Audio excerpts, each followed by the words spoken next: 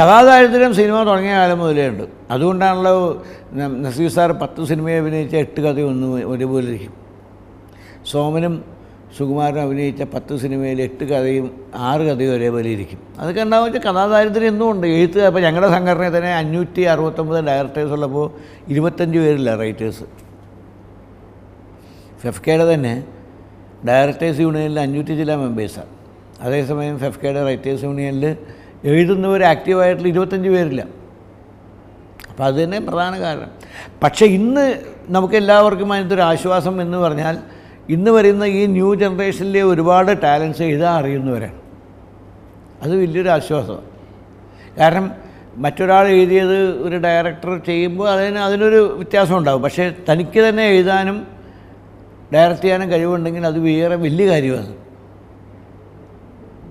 അപ്പോൾ അത് ഈ പറയുന്ന പോലെ ഇന്നത്തെ എല്ലാവരും, കാരണം നമ്മളിപ്പോൾ ഹീറോയിടൊക്കെ കാണാൻ അയാൾ ആദ്യം ഡേറ്റും ശമ്പളവും ഒന്നും ചോദിക്കുന്നില്ല. ഫസ്റ്റ് തന്നെ ചോദിക്കുന്നത് കഥയുണ്ടോ?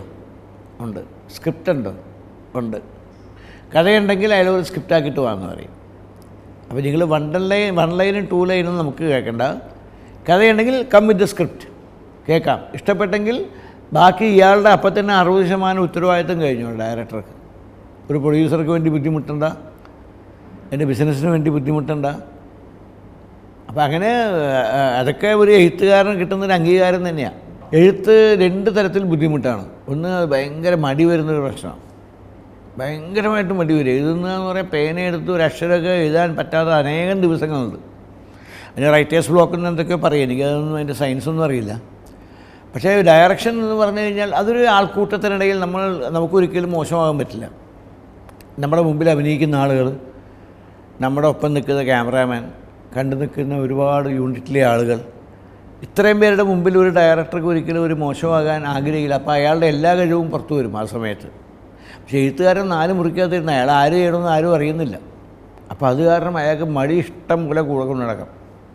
മടിയാണ് പ്രധാന കാരണം എഴുതാത്തതിന്. പിന്നെ ചിന്തിക്കില്ല, ഒബ്സർവേഷനില്ല.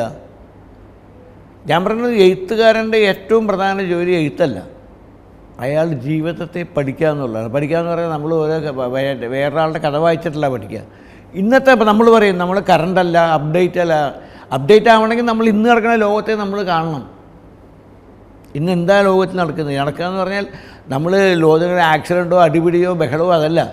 ഓരോരുത്തരുടെ ഇന്നത്തെ ഓരോ ആൾക്കാരുടെ ഫേഷ്യൽ എക്സ്പ്രഷൻ, അവർക്ക് ഓരോരോ സംഭവങ്ങൾ അവർക്കുണ്ട്. ഇപ്പം ഞാൻ പറയാം, ഞാൻ ഈയിടെ എവിടെയോ ഇപ്പോൾ ഒരു മരണ വീട്ടിൽ പോയാൽ വളരെ ചുരുക്കമേ നമ്മൾ അറിയുള്ളത് ഒരു മരണ വീടാണ്. പണ്ടൊക്കെ നമ്മളൊരു മരണ വീട്ടിൽ പോയാൽ നമുക്കറിയാതെ നമുക്ക് സങ്കടം വരും, കണ്ണീര് വരും. ഇപ്പോൾ ഒരുപാട് മരണ വീട്ടിലൊക്കെ പോയി കഴിഞ്ഞാൽ ഭയങ്കര തമാശ, ഒരു കല്യാണ വീട്ടിൽ പോയ പോലെയൊക്കെ പലർക്കും. അതാ കാണണം. അത് ആരുടെയും കുറ്റമൊന്നുമല്ല, അങ്ങനെ ആയിപ്പോയി. അപ്പോൾ ആ ചേഞ്ചസൊക്കെ നമ്മുടെ സൊസൈറ്റി നടക്കുന്ന എല്ലാ മാറ്റങ്ങളും നമ്മുടെ ഒബ്സർവേഷൻ്റെ ഭാഗമായാൽ മാത്രമേ നമുക്ക് കഥ എഴുതുമ്പോൾ പുതിയ കഥാപാത്രങ്ങൾ കിട്ടില്ല. നമ്മൾ അനവധി പേരെ കാണുമ്പോൾ അവരുടെ ഇപ്പോൾ എല്ലാവരുടെ എല്ലാം നമ്മളെ ആകർഷിച്ചെന്ന് വരില്ല.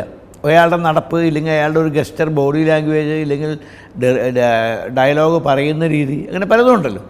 അങ്ങനെ പല ആൾക്കാരിൽ നിന്നും പലതും വേണമെങ്കിൽ നമുക്ക് ഒരാളിലേക്ക് കൊണ്ടുവരാം. പിന്നെ മമ്മൂട്ടി, മോഹൻലാൽ എന്നൊക്കെ പറഞ്ഞാൽ നമുക്കൊരു 60% ഓൾറെഡി നമ്മുടെ കയ്യിലുണ്ട്, കോൺക്രീറ്റ് ആണത്. ബാക്കി 40% നമ്മളത് ഫില്ല് ചെയ്താൽ മതി. നമ്മൾ ഒരിക്കലും മമ്മൂട്ടി, മോഹൻലാൽ നമ്മൾ ചെറിയൊരു കഥാപാത്രം ചിന്തിക്കില്ല. ഇനിയിപ്പോൾ പക്ഷേ ഇന്നത്തെ ജനറേഷന്, ഇന്നത്തെ യങ്സ്റ്റേഴ്സ് ആർട്ടിസ്റ്റ് അങ്ങനെ നിർബന്ധമൊന്നുമില്ല കേട്ടോ. അവർ തന്നെ ഹീറോ ആയതുകൊണ്ട് എടുത്താൽ പൊങ്ങാത്ത കല്ലൊക്കെ തോക്കണം എന്നൊന്നും അവർക്ക് ആഗ്രഹമൊന്നുമില്ല.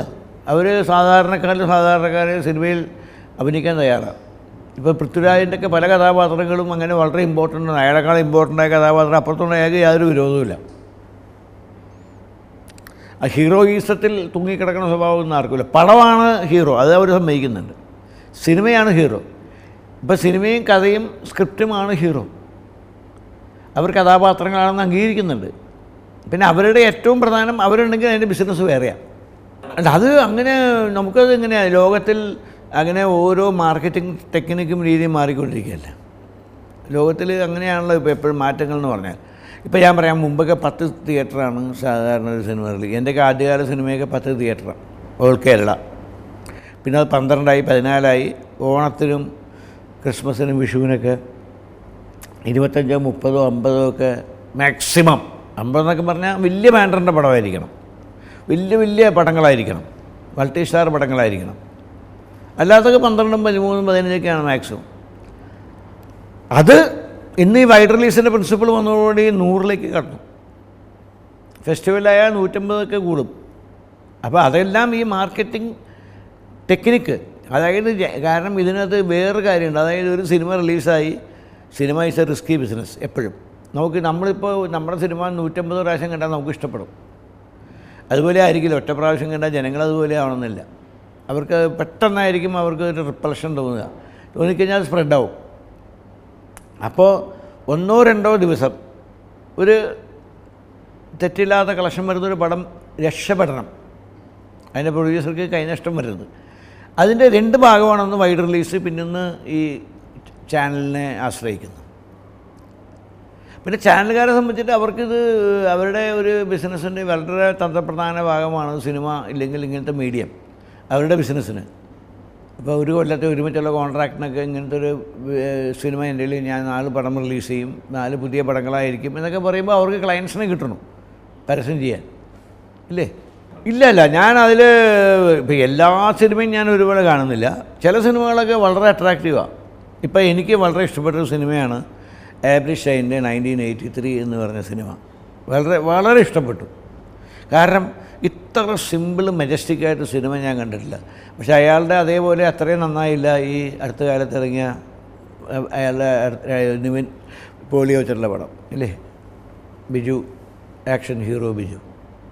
പക്ഷെ അത് പറയാൻ പറ്റില്ല. അപ്പോൾ അതുകൊണ്ട് അവരും എല്ലാവരും ഒന്ന് തന്നെയാണ്. നല്ലത് ചീത്തയെന്നൊക്കെ പറഞ്ഞു കഴിഞ്ഞാൽ ആരുടെ പ്രത്യേകതയോ ഇല്ലെങ്കിൽ പ്രത്യേക കുറവില്ല. ഇത് ഈ പറയണതൊക്കെ ഒരു പക്ഷേ നമുക്കൊരു നിയമങ്ങളില്ല, ഈ ഫോർമുലയൊന്നുമില്ല. ഇങ്ങനെ ആയാൽ നന്നാവും എന്ന് പറയാനൊന്നുമില്ല. ആ ഒരു ഫോർമുലയുള്ളത് ഈ ആർട്ടിസ്റ്റിൻ്റെ വാല്യൂ തന്നെയാണ്. ആർട്ടിസ്റ്റിൻ്റെ വാല്യൂയുടെ ബിസിനസ് ഫോർമുലയുണ്ട്. ഇപ്പോൾ ചാനലായാലും തിയേറ്ററുകാരായാലും ഡിസ്ട്രിബ്യൂട്ടറായാലും ഇനീഷ്യൽ പൊണ്ണുള്ള ജനങ്ങളുടെ ശ്രദ്ധയായാലും ഒരു ആർട്ടിസ്റ്റിനെ ബേസ് ചെയ്ത് നിൽക്കുന്നതുകൊണ്ടാണ് അവരെ ബേസ് ചെയ്ത് ബിസിനസ് നടക്കുന്നത്. അതും ഒരു 100% പ്രൂഫൊന്നുമല്ല, ഒരു 60-50% വരെയൊക്കെ അതിൽ നിന്ന് നമുക്ക് പ്രതീക്ഷിക്കാൻ വേണമെങ്കിൽ.